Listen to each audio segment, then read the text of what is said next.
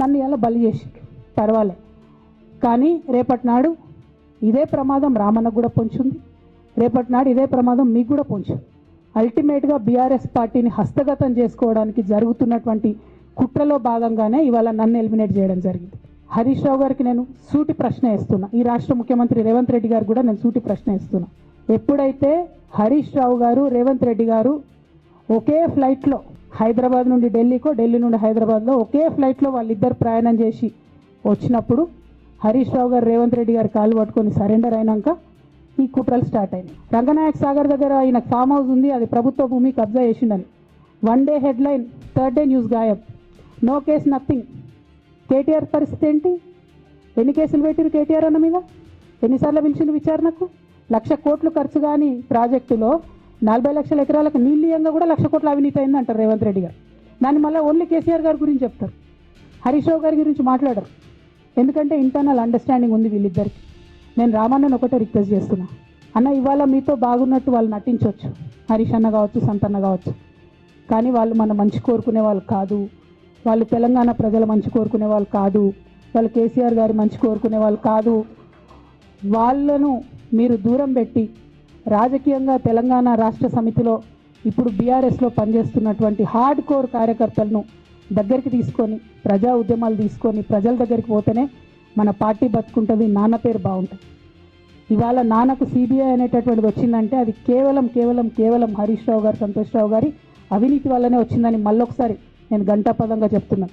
పెద్దసారు TDP నుంచి బయటకు వస్తుంటే మామయ్య మనకెందుకు, డిప్యూటీ సీఎం మనం ఎందుకు రాజీనామా చేయాలి, ఈ ఉద్యమం ఏమవుతుందో, ఈ పార్టీ ఏమవుతుందో మనకు రిస్క్ ఎందుకని ఆనాడు ఈనాడు పేపర్లో వచ్చింది.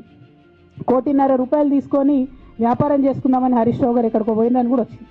ఎప్పుడైతే పార్టీకి ఒక్క క్షణం చెడ్డ పేరు వచ్చిందో ఎక్కడ పోయిందండి ఈయన? చక్కా పోయి వైఎస్ రాజశేఖర రెడ్డిని కలవలే? మీ అందరికి గుర్తులేదు ఆ ఫోటో? సీనియర్ నాయకులందరికీ నేను పెద్ద ట్రబుల్ షూటర్ అంటారు. ట్రబుల్ షూటర్ కాదు, ఈజ్ బబుల్ షూటర్. ఆయన ఏంటంటే ట్రబుల్ ఆయనే క్రియేట్ చేస్తాడు, చేసి నేనే సాల్వ్ చేసినట్టు నటిస్తాడు. 2018 ఎన్నికలలో హరీష్ రావు గారు 20-25 మంది ఎమ్మెల్యేలకు ఎన్నికలలో అడిషనల్ ఫండింగ్ ఇచ్చారు, పార్టీ ఇచ్చింది కాకుండా. ఏడికేలు వచ్చినాయి హరీష్ రావు గారికి అన్ని డబ్బులు? 100% కాళేశ్వరంలో జరిగిన అవినీతి నుంచి వచ్చిన డబ్బులే. ఆయన ఆలోచన ఏం చేసిందంటే ఏమన్నా కొద్దిగా అటు ఇటు అవుతుందేమో రిజల్ట్, నా దగ్గర ఎమ్మెల్యేస్ ఉండాలని ఆలోచన చేసి. మీకు అసలు అట్లాంటి ఆలోచన ఎందుకు వచ్చింది?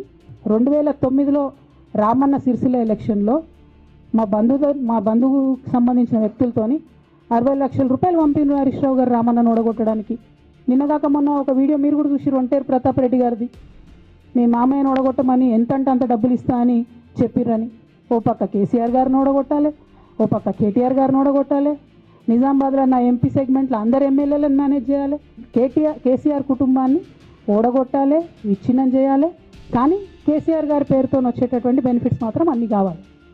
మరి ఇటువంటి వారిని నా రిక్వెస్ట్ కేసీఆర్ గారితో, కేటీఆర్ గారితో, వారిని మీ పక్కన పెట్టుకొని నిజం మాట్లాడే నన్ను బయటకు పంపితే మరి పార్టీ బాగుంటుందా? నేను మాత్రం నా ప్రాణం పోయినా కేసీఆర్ గారికి హాని జరగాలని కానీ కేటీఆర్ గారికి హాని జరగాలని కానీ కోరుకోను. అది నా నైజం కాదు. ఆడపిల్లలకు అట్లా ఉండదు. ఆడపిల్లలు ఇల్లు బాగుండాలనుకుంటారు. నా మనసుకి ఎంత గాయమైతే, నాకు ఎన్ని అవమానాలు అయితే, నాకెంత ఇన్సల్ట్ అయితే, నా మీద ఎన్ని కుట్రలు జరిగితే నేను ఇట్లా మాట్లాడుతున్నది నా బాధ, ఇది నా ఆవేదన. నాన్న చూస్తలేరేంది వీళ్ళని అన్నది ఆవేదన, చూసుకుంటే క్షమిస్తారేంది, ఇంకెన్నిసార్లు క్షమిస్తారు అన్నది నా బాధ. అంతే తప్ప నాకేం కోపం ఉంటుంది? ఎందుకు కోపం ఉంటుంది? అసెంబ్లీలో అర్ధరాత్రి దాకా పెట్టి రేవంత్ రెడ్డి గారు కేసీఆర్ గారిని తిడుతుంటే దయ్యాలు వేదాలు వాళ్ళు ఇస్తున్నట్టు అనిపించింది నాకైతే. దానికి ఈయన హీరోలాగా ఎదుర్కొన్నాడు, ఈయన 6 అడుగుల బుల్లెట్ అని పార్టీ అంతా ట్వీట్ చేస్తే మరి 6 అడుగుల బుల్లెట్ ఎవరికి గాయం చేస్తుంది? ఎండ్ ఆఫ్ ద డే ఇవాళ అయితే నన్ను గాయపరిచింది, రేపు రామన్నను గాయపరుస్తారో కేసీఆర్ని గాయపరుస్తారో. జాగ్రత్తగా ఉండండి రామన్న, నేను చెప్పేది ఏం లేదు. హరీష్ అన్న వచ్చి లిటరల్లీ రామన్న చేతులు పట్టుకొని అరే మామయ్యకి ఎప్పుడు సింక్ ఆర్ సేల్, నేను మామయ్యతోనే ఉంటా అని చెప్పి అక్కడ మాట్లాడుకున్న వాళ్ళందరినీ పెద్దసారి దగ్గర అవుట్ చేసిండి. ఆ తర్వాత పర్యవసానంలో ఈటల రాజేంద్ర అన్న బయటికి వెళ్ళడం. ఈ మహానుభావుడు వల్ల జగ్గారెడ్డి దగ్గర నుంచి మొదలు పెడితే, చెరుకు శ్రీనివాసరెడ్డి ముత్యంరెడ్డి అన్న కొడుకు దగ్గర నుంచి మొదలు పెడితే, రఘునందన్ రావు గారు, మైనంపల్లి గారు, విజయశాంతి గారు, విజయరామారావు గారు, ఆయన పాత పెద్ద ఆయన ఉండే ఈటల రాజేందర్ గారు, వీళ్ళందరూ పార్టీలోకి వెళ్ళి పోయినారు కదా. పోలేదా? ఇవన్నీ హరీష్ అన్న చేసినాయి కదా. పదవుల మీద నాకు ఎప్పుడు ఆశ లేదు. మేము ఉద్యమంలోకి వచ్చింది ఎందుకంటే మా నాన్న ఒక్కరు ఇంత ఒంటరి పోరాటం చేస్తున్నారు, ఎంత వీలైతే అంత ఆయనకు మద్దతు ఇవ్వాలని వచ్చినాం.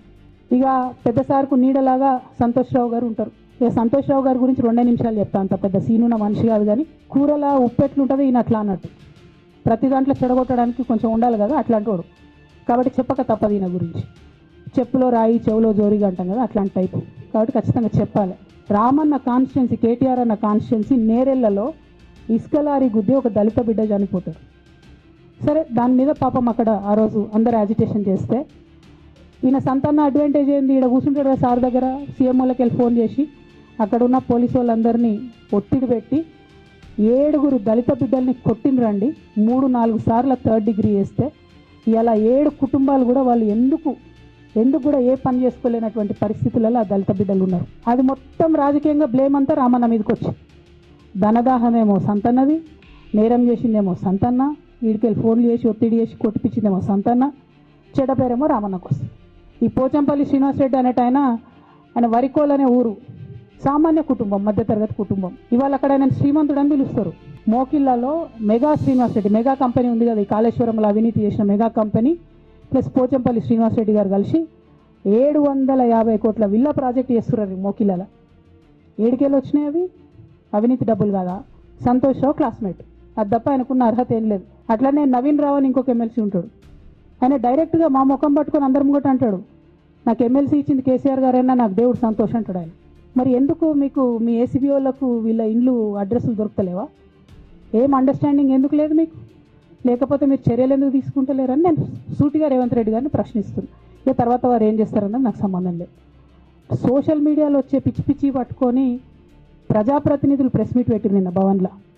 నేను నిన్న మొన్నటి రోజు వాళ్ళ మీద ప్రెస్ మీట్ పెట్టినప్పుడు ఏమన్నా, కేసీఆర్ గారికి నష్టం చేసిన పార్టీ ఉంటే ఎంత పోతే ఎంత అన్న. సోషల్ మీడియాలో ఉన్న బీఆర్ఎస్ పార్టీ కొంతమంది దుర్మార్గులు ఉన్నారు, సోషల్ మీడియా వింగు చూసేటోళ్ళు. వాళ్ళ ముంగట విషయం కట్ చేసిరు, ఏది కేసీఆర్ గారికి నష్టం చేసిన అనే విషయం కట్ చేసి బీఆర్ఎస్ పార్టీ ఉంటెంత పోతెంత నేను అన్నా అని చెప్పి ప్రచారం చేస్తున్నారు.